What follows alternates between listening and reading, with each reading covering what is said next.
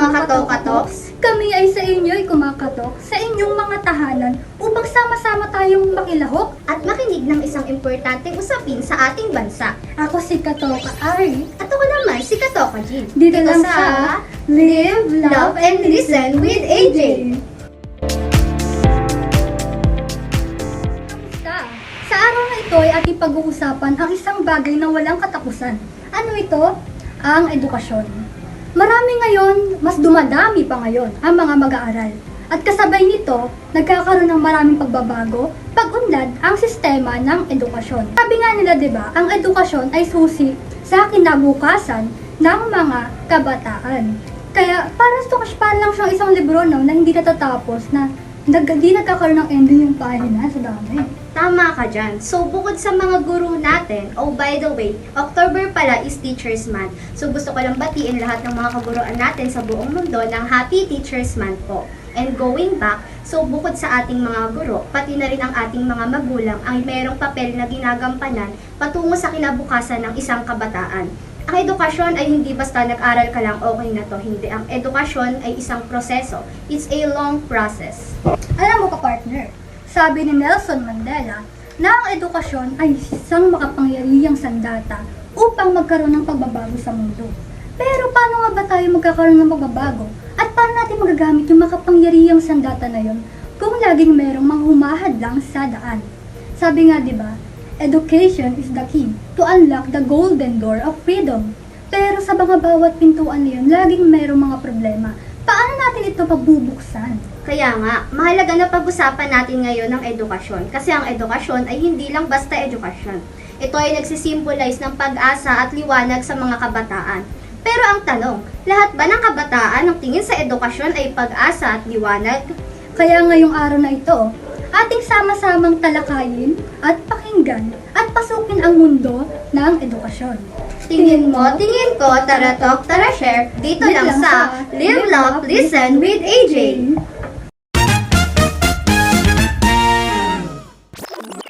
Tayo ay magkaroon ng mas malawak na kaalamanan tungkol sa mga nararanasan tungkol sa sistema ng edukasyon. Tayo po ay nag-imbita ng isang mag-aaral na isang ngayon ay estudyante mula sa kolehiyo upang magkaroon tayo ng kaalamanan about education system. So, tawagin na natin ang ating bisita. Mula siya sa Bulacan State University at isa siyang kasalukuyang first-year college student ng kursong Bachelor's of Elementary Education, Mr. Ori. Thank you, Arito. So, ayan, magpakilala ka muna. My name is Kitenia Larit and I'm from Bulacan State University, Sarmiento sa campus, and my course is B.Ed po, ma'am. Kamusta ka naman po bilang isang mag-aaral? Okay lang naman po ako. Nakakasurvive naman po, kahit mahirap, okay lang naman po. Ano yung mga isa sa pinakamahirap na naranasan mo bilang isang estudyante? Yung nape-pressure po ako sa mga deadline, ayun lang naman po yung nahihirapan ako. Kasi kapag kada iniisip ko po yung mga deadline, mas lalo po ako nape-pressure. Oo nga, bilang isang estudyante, talaga naman nakaka-pressure ang mga project, deadlines, lahat naman tayo naranasan yun bilang Yes. mag-aaral. Ngayon naman, gusto ka po naming bigyan ng dalawang katanungan lang naman. Pwede mong masagot o hindi? Okay Basic lang po. question lang naman to. Wait lang po, di ba ako nakapag-ready Kaya Okay lang po, okay okay lang, lang po. okay lang. Wait lang po, pa-shoutout lang po. Hi po. So, okay, start na tayo. So, yung una nating tanong, sino yung CHED secretary natin and yung DepEd secretary natin ngayon? So, totoo lang ma'am, di ko po kasi po talaga alala yung mga yan Pero, pwede niyo po ba sa akin turo yun? Okay lang. So, yung ating CHED secretary ay si Dr. Shirley Agrupos. Inappoint siya ng ating President Ferdinand Bongbong Marcos noong May 20 and 25. At ang ating DepEd secretary ay si Mr. Sunny Angara na inappoint naman noong July 2024. Okay, pangalawa po nating katanungan. Gaano katagal ang kailangang tapusin ng isang estudyante hanggang makamit yung bachelor's degree mula elementary school? 17 po. Okay. Mula po sa elementary, grade 1, grade 2, grade 3, hanggang senior high, and hanggang college po. 17 po. So, ayan, tama. So, tapos na tayo sa mga basic questions. So, para mas maging fun yung usapan natin ngayong araw, is naghanda kami dito ng Legit po ba? palaro. Oo, madali lang yan, kaya mo yan. So, yung palaro naman is natawag na one shot, one answer. Nakakabahan po ako, pero okay lang po ba yan? Okay lang yan. Pero Yung mga sagot ko po, okay lang po kahit ano. Okay lang yan. Kasi Based di lang po sa ako nag-ready. opinion mo Sorry bilang po, sorry. student. Okay lang po, ano. So, ayan. So, yung one shot, one answer natin. Pero disclaimer lang na hindi porket shot yung word is alcohol na agad itong inumin namin. Yung inumin lang namin, guys, is juices lang. So, ayan. So, yung mechanics nito is pipili kami ng isang baso, isa-isa kami. Tapos, iinumin namin yun. After namin inumin, sasagutin namin yung tanong na nakapaloob doon sa baso. So, ready na ba kayo? Ready ka na ba, Mr. Kip? Ready na po, okay na po. Let's go na po. At Let's go.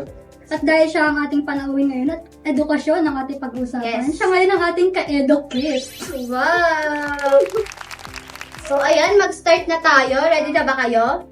Ready na po ako, kayo po ba? Okay, ready na. So, para malaman natin kung sino yung una, ay ba tayo? Iba-iba tayo, B. Para na tayo bumabalik sa ating Oo, pagkabata. oo, Dahil kasi- edukasyon naman ang Yes, ating... mga bata pa tayo. Diba? Oh, go. Education Maiba. span. Education Maiba span. tayo. Maiba tayo. Wala! Dahil ikaw ang aming guest, ikaw po ang magsisimula ng katanungan. So, ayan. Maaari ka nang pumili. Okay po, ito. Ayo, kayo po. Hindi. Kayo po ba ikaw una? Kanya sino second sa inyo po? Di ba mali? Tama ka naman doon. Mali po kayo. Grabe yung ka-educate natin. Talagang nagpe-pay attention siya. Matalinong bata, patunay Yes, na so po. tayo, bata-bata, pick lang, matitingaw, pick. Pick. Ikaw, ako Aba yung po, na. sa- So, sakto guys, pag Ako, ako. ay- Ano po guys? Mukhang mas kinakabahan pa ako kaysa sa ating guest. Dalawang nakabahan guys. Huwag kakabahan Okay. kung ano lang yung nasa isip mo, Ah, yun pis-pis lang. po tayo. Kayo po ay pumili na. Ano po? Ano po? Bibili yan. Sige po. Inumin niyo po Inumin niyo muna. po muna. Sure po ba yan? Oh, Ano po? Hindi po alak yan ha. juice lang po. Kasi Sarap, bata pa guys, tayo sarap. guys. Bata pa tayo. Sarap siya guys ha? Ay, ano po ang iyong nabunot na katanungan?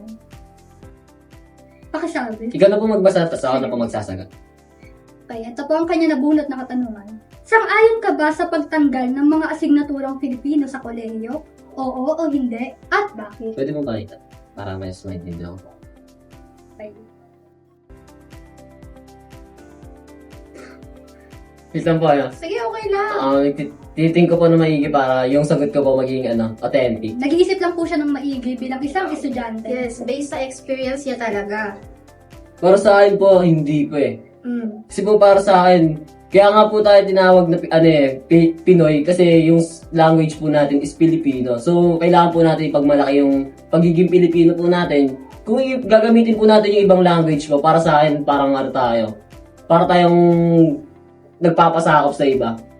So, kailangan, di ko naman po sinasabi na hindi pwedeng magdagdag ng language tayo. Sinasabi ko lang po, dapat mas more in Filipino pa rin po tayo. Kailangan natin ipagmalaki yung language na meron tayo. Ayun lang po. Tama. Kasi wala naman nagbabawal sa atin na, oh, ikaw, bilang estudyante, bawal ka gumamit ng English na, na language. Pwede naman, pero ang base lang sa opinion niya, and sa opinion ko na rin, na dapat mas bigyan natin ng attention yung sariling atin. Kasi yung wikang Pilipino, is yun yung pagkakakilanlan natin eh. At hindi lang naman kasi about sa sarili nating wika yung pinag-aaralan natin sa Filipino. Meron din sa kultura, tradisyon, mga pangyayari noon, mga istorya, lahat ng mga bagay na hindi natin naabutan at pwedeng magbigay sa atin ng kaalamanan bilang sa mga, lalo na sa mga naging kaganapan noon. Kaya mahalaga rin talaga na hindi natin kalimutan yung Pilipina, tama ba? Opo, tama po. So, yan guys, tapos na tayo sa isang question. So, next na tayo kay Next na, Arian. Aryan, ikaw na po, Miss Aryan. Ikaw naman ba? Sure. So, ito yung tanong mo, Miss Arian. Sang-ayon ka bang nakararanas ng krisis sa edukasyon ng Pilipinas? Sa edukasyon ng Pilipinas, malamang hindi perpekto. Lahat ng edukasyon, meron tayong mga niraranas na mga problema. Sa Pilipinas kasi, maraming mga hindi magagandang nababalita or mga naging reklamo rin yung mga tao about sa education. Kasi katulad niya, nagkaroon tayo ng pinakamababa or hindi lang pinakamababa siguro, mababang resulta about dun sa international, ano ba tawag doon? Alam ba kung ano tawag doon? Basta yung parang rating ng mga paaralan sa Pilipinas, pangalawa tayo sa dulo. Oo. Nagkakaroon, dahil din yun sa mga iba't ibang mga dahilan, katulad ng mga kakulangan ng gabay, kakulangan ng mga guro, or mga classrooms, at mayroon ka bang mga alam pang ibang mga Ano po? Sa tingin mong mga dahilan din? Na Kung ba't ano po? nagkakaroon tayo ng krisis sa edukasyon sa Pilipinas? Siguro po sa mga teacher po. Kasi po minsan yung mga teacher po hindi po sa atin nakatuon ng maigi. Like, kapag pumapasok po sila, mas iniintindi po nila yung personal na problem nila kaysa sa problema ng mga estudyante nila. Kaya pag nasa school po, kailangan mo nakatuon ka po sa mga estudyante mo, hindi po sa personal sa problem mo. Alam ko po may bawat problema tayo. Pero yung problema po natin, pwede po natin iwan muna sa bahay natin yan. And pagtuunan po natin ipansin yung mga estudyante. Kasi minsan po, kahit kayo po ma'am, di ba ma'am, kunya nung nag-aaral po pa kayo, Oo. di ba hindi po kayo pinapansin masyado? And ano pong naranasan nyo nun? Na ano po kayo, di ba? Parang hindi po kayo natututo ng maayos. That's yung Mahirapan. sinasabi niya kasi, pag teacher ka, kailangan may professionalism ka. Kung nasa school ka, teacher ka lang. Kung nasa bahay ka, dun lang yung mga problema mo. Kaya yung mga estudyante rin minsan, hindi nagkakaroon ng focus about dun sa mga nilalesa nila kasi yung teacher din nila is walang focus. Isa lang naman yun sa mga nakitang problema rin ng ating estudyanteng guest. So, kasama din sa krisis ng edukasyon yung kulang sa pondo. Marami akong napapanood ng mga documentaries na yung mga bata para lang makapasok sa school is tumatawid pa ng mga ilog. Dahil tapos pagkarating nila sa school is wala silang sapat na silid-aralan. Nagkaklase lang sila sa labas ng paaralan lang. At dahil nga kakulangan sa sapat sa pagpapagawa ng mga silid-aralan para sa kanila. Kaya nakakalungkot rin isipin na maraming gusto mag-aral pero marami ring mga hindi makapag-aral kahit gusto pa nila dahil nga sa mga kinakaharap na problema na hindi nalulutas dito sa ating bansang Pilipinas about sa education. Yes, hanggang ngayon. Next So, question. Guys, next na guys. So, ito pipiliin ko guys. Kasi favorite ko yellow. Question. Ano po? Para po sa inyo, Miss Jillian, ano po ang silbi ng edukasyon para sa inyo? Edukasyon. Alam naman natin na edukasyon is napakahalaga talaga. Dati pa man sinasabi natin, kahit pasong-paso na tong line na to, sinasabi natin na edukasyon ay yung kayaman na hindi mananakaw ng kahit sino man. Kasi edukasyon, pinaghihirapan natin yan. Pupunta tayo sa school, kagaya ng sabi ni Mr. Ored kanina, 17 years yung ginugugol natin sa school. And yung kaalaman na yun, kahit man tumanda tayo, kahit man anong mangyari sa atin, nandun yun. Nasa atin yun, sa atin lang yun. At kahit na sino, hindi makukuha nun. Tsaka ang pag-aaral kasi, kung walang edukasyon, walang pagkatuto, walang kaalamanan. Yes. Paano tayo lahat tayo? Kahit sabihin mong nag-aral ka nga hindi pa rin minsan natatanggap yung mga ibang nakapagtapos dahil nga sa taas ng standard, lalo na dito sa Pilipinas, kaya napipilitang mag-aral pa sa ibang bansa. Kumbaga kung yung mga nakapag-aral nga, hindi ganun kadali makahanap ng mga trabaho, paano pa yung mga hindi nakapag-aral, hindi ba? Kailangan natin ng learnings para madagdagan yung mga kaalaman natin, lalo na sa hirap ng buhay ngayon. At isa pa na mahalaga din yung edukasyon. Kasi yung edukasyon yung way natin para umangat sa buhay. Kasi marami din nagsasabi na hindi lang basta nag-aral ka, okay na to. Kasi yung edukasyon, way siya talaga eh. Oo, mahabang proseso siya. Pero sa dulo, magiging worth it siya. Ikaw, Mr. Orit, bilang isang estudyante, gano'ng kahalaga sa'yo edukasyon? Ako sa akin, yung silbi po talaga ng edukasyon para sa atin, ito po yung pwede natin maging sandata sa iba. Kasi yung iba po diba po, yung iba inaabuso po nila yung nakamit nila sa buhay. Sasabihin nila, mababa yung nakuha mong estado, kahit naman po, ako lang naman po sa akin, kahit di kayo makapagtapos, hindi po ako nag-judge sa inyo. Pero yung para sa akin, edukasyon talaga po yung mahalaga. Kasi po, yung edukasyon, ito na rin po magiging magiging sandata natin sa lahat. Kumbaga, kung saan ka makapunta, sa ibang bansa, pag may edukasyon ka po, mataas ka na rin po na tao. Ganun na rin po sa Saka akin. diba, ano bang mga unang ginagawa ng mga magulang sa kanilang mga anak? Diba pinapasok nila sa school? Dahil lang ba yung gusto nila o trip nila? Saka- Diba dahil hindi? Ang sinasabi din ng mga magulang na madalas na pinag-aaral namin kasi kayo kasi yan lang yung pwede namin iwan sa inyo. Kaya ito ay isang responsibilidad natin mga estudyante. Karapatan. At lahat tayo may karapatang mag-aral. Yes. Next So, question. ayan, next na tayo. Ikaw na ulit. Ako na po. Damba, hanap lang po ako ng iba. Ito masarap ito eh.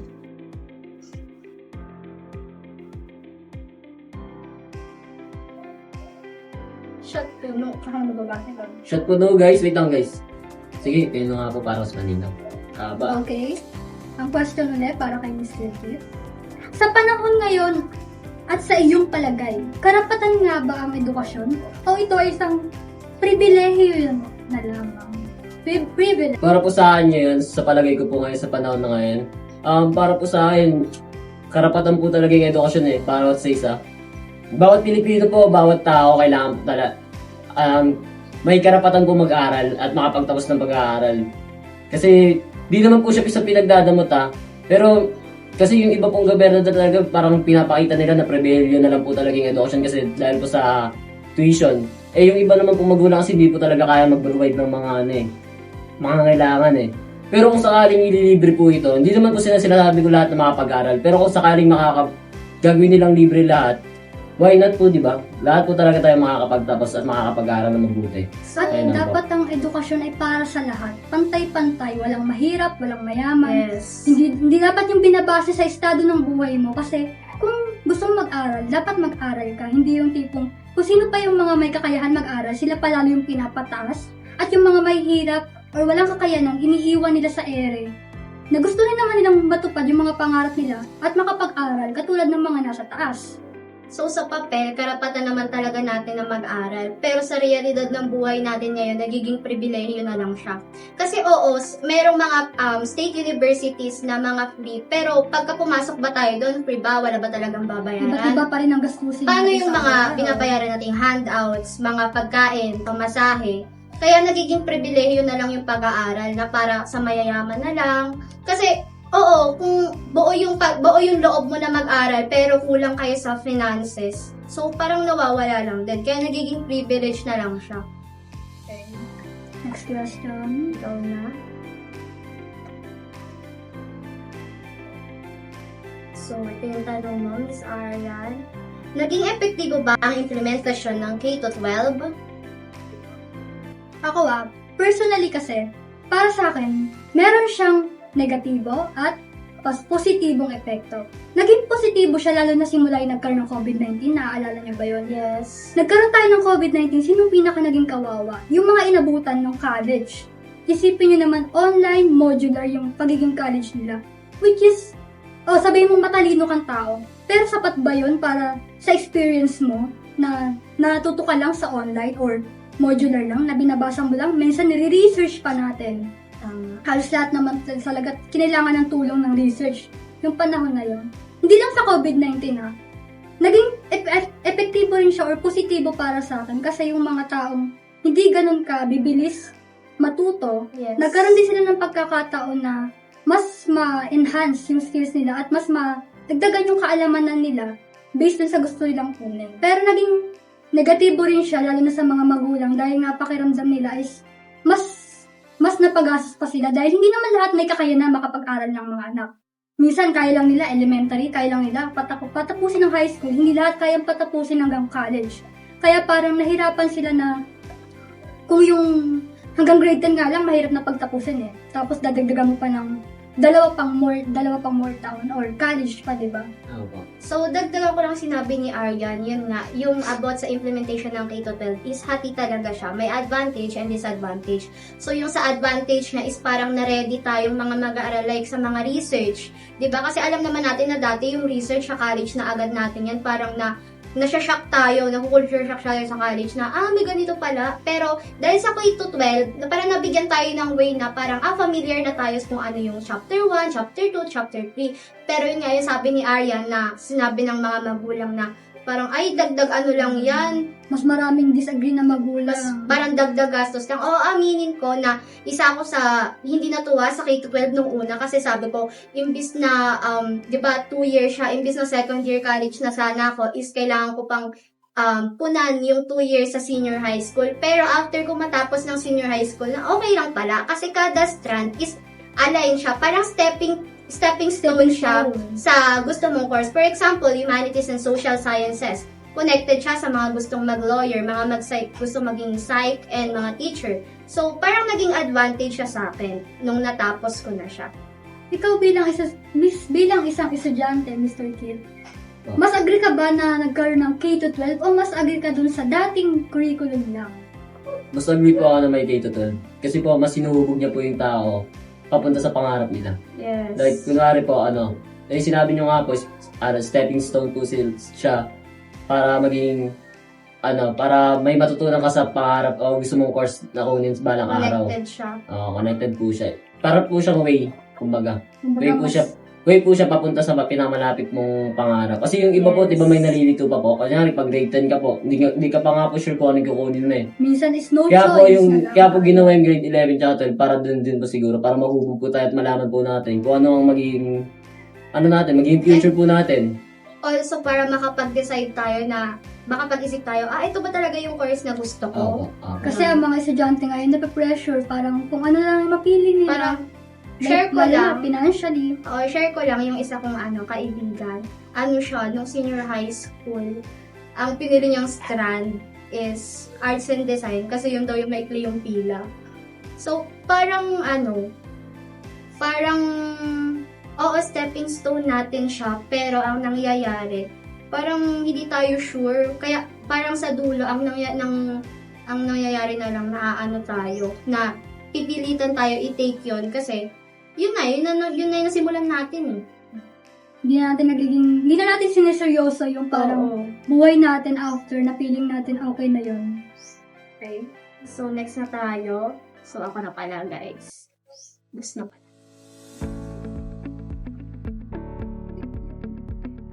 Ako pala ng blue, guys. Gusto ko pala green flag. Sa green tayo, guys. Sa green tayo, guys. Pabago-bago ang isip ng ating co-host. Pares naman po, gusto niya, Ayan, babasahin niya, guys. Miss Gillian, kung ikaw po ay isang CHED or DepEd secretary, sa paano paraan mo papangasiwaan ang sektor na to? Tingin.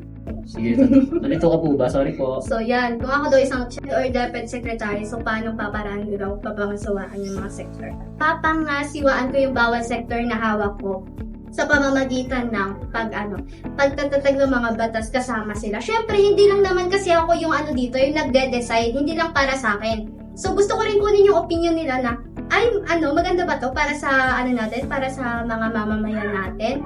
And, payon, pag kaming may meeting, tapos doon namin i-discuss yung mga projects na pwede namin i-implement para sa bansa natin, para sa mga kabataan specifically. Tayo, Ako wala na akong dadagdag. ikaw. Ako rin po wala na po. Okay. So, proceed na tayo kay Mr. Orit ulit. Ano ba? Parang mas pet ko, blue. Blue Ay, flag. para sa Ayan. Ito lang ba ang ating dalawa? Wala na isa na lang. Isa na lang ba? Meron pa? Tulong mo lang. Meron So, anong tanong? Ikaw na ba magbabasa? Dito po. Sige po. Okay. Bilang estudyante, sa paanong paraan ka makakatulong sa paglutas at pakikiisa upang matugunan ang krisis sa edukasyon? Pati niya ko aray ko. So, gilid lang natin to guys, yung mga nakatapos na, no? Para hindi tayo malito, guys. Lang pa. Nabawang na pa ata ang Hindi pa. Ang Masyado ka-educate natin. Masyado kong sumakit yung ligid ko. Aray. Okay na po. Para po sa akin, wait lang po. Bilang estudyante, paano paraan ka man?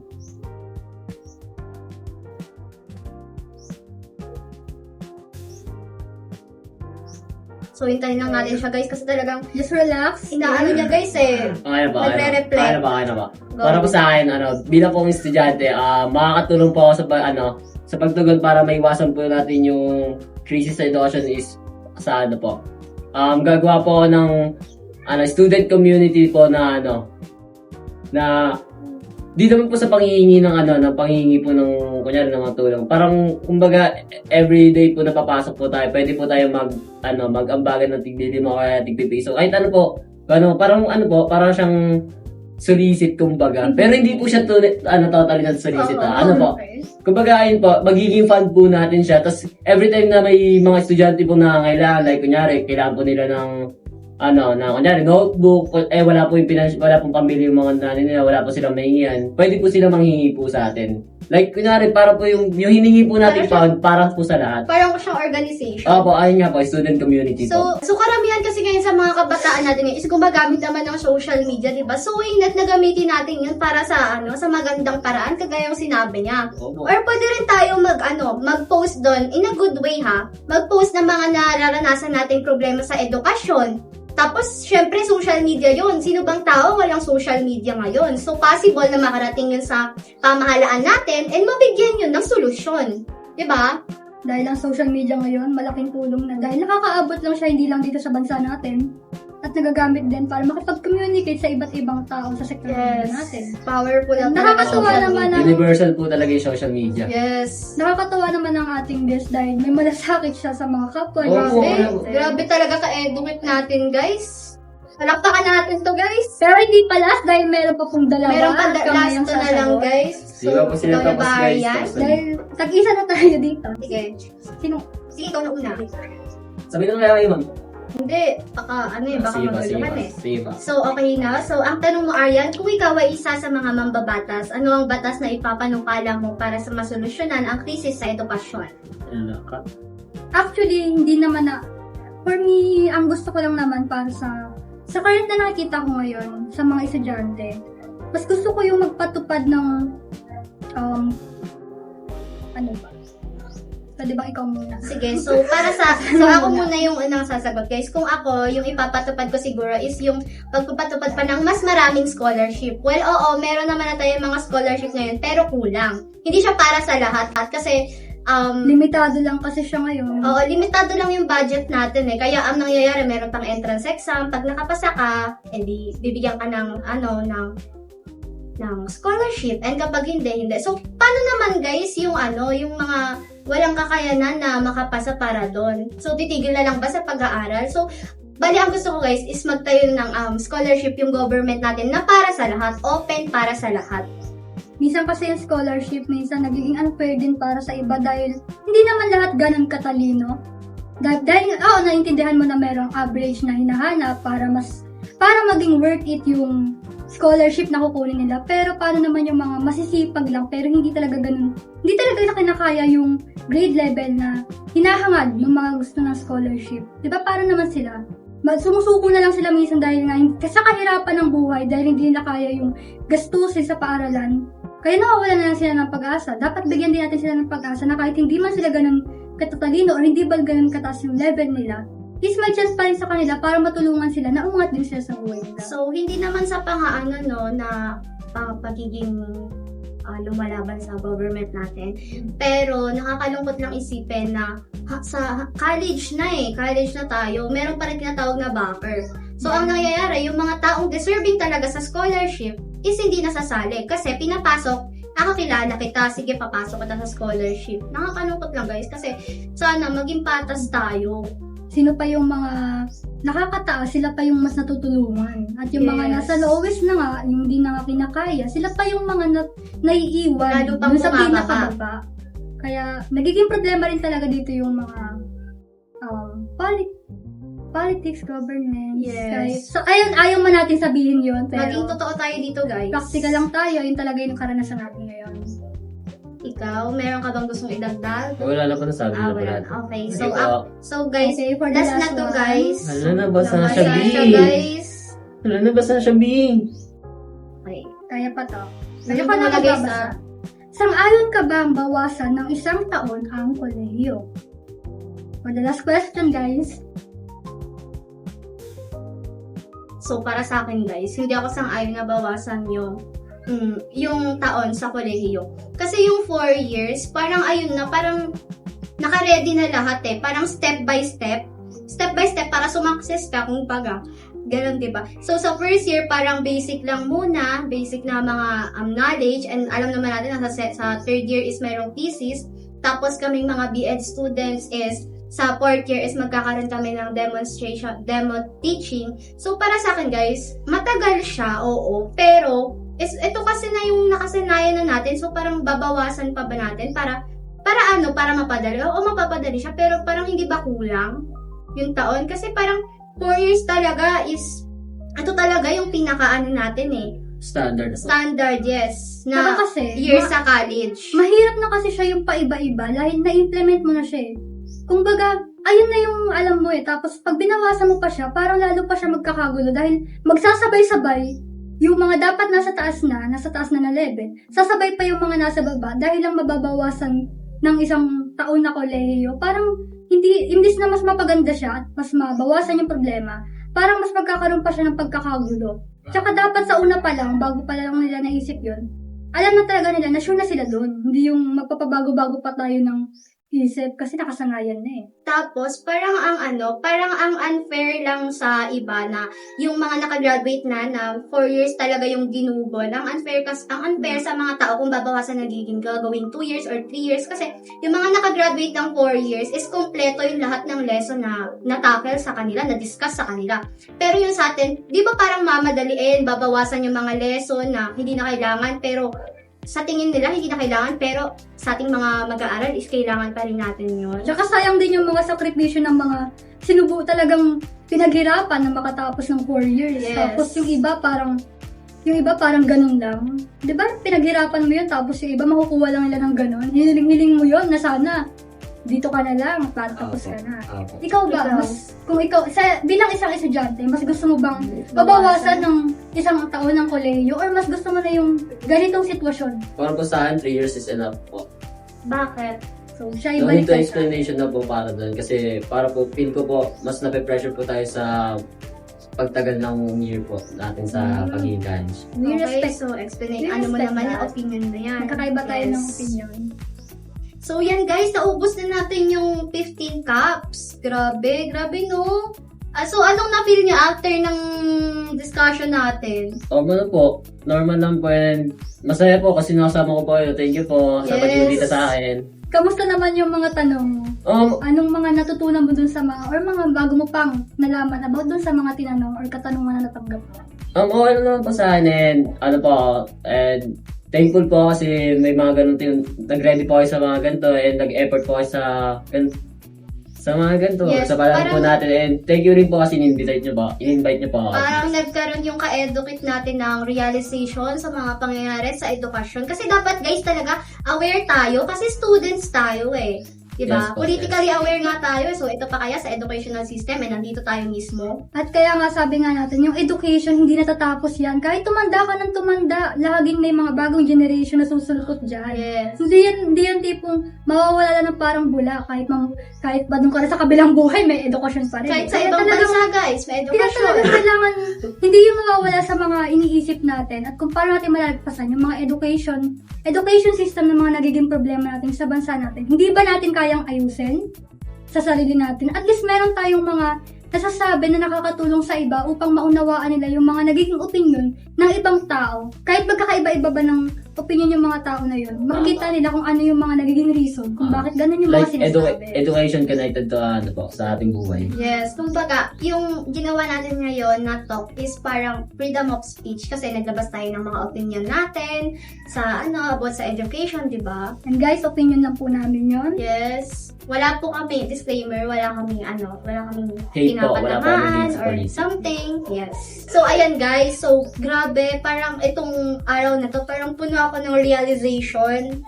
Kasi tayo guys, may alam naman na tayo, aware na talaga tayo, pero ngayong araw nadagdagan, and mas na-enlighten tayo. Di ba na-enlighten kayo? Opo. Yes, na-enlighten tayo sa mga topics na na-discuss natin ngayong araw. So, yun, ang saya ko guys. Super happy talaga. Guys, some game knowledge po dito. Yes. Ikaw, Miss Arian, ano masasabi mo? Alam na kasi natin yung mga iba't ibang problema ng edukasyon. Pero pag sa tuwing meron ka naririnig na ibang punto ng ibang tao, mas nadadagdagan yung kaalamanan mo. At kahit magkaiba man kayo ng opinion, Opo. nagigets Iba po mo yung perspective po. nagigets- sa tao eh. Respect each other's nagigets mo kung opinion. saan siya nanggagaling, kahit iba man siya ng opinion sa'yo or hindi. At pag kapareho mo naman ng opinion, na mas lalo kang na pareho pala kayo ng iniisip about dun sa Yes, situation yes, na yes, yun. yes. Kaya masaya rin ako na Nakakarinig ako ng iba't ibang opinion mula sa iba't Nakapag-voice out tayo, kumbaga. Aba. Yes, Voice yes. out. Kumbaga nailabas po natin yung mga hinain po natin Oo. about sa education. Lalo na guys, bilang sa ka-educate natin, kasi talagang siya yung nakakaranas kung anong klaseng educational system meron tayo ngayon eh.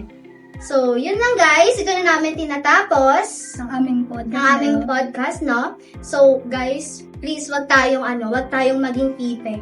Mag-voice out tayo ng nararamdaman natin, yung na-experience natin, yung edukasyon, bigyan natin ng action. Edu-action. Edu-action po natin. Yes! Thank you. Yay! Ito po yung intro. Wala po tayong outro. Yung gagano po. Ang gagano po. Wala po tayong outro. Pwede po yung turuan. Sige guys, dahil gusto niyo ay mapasabi. Mga classmate na po, pwede po mag-shoutout.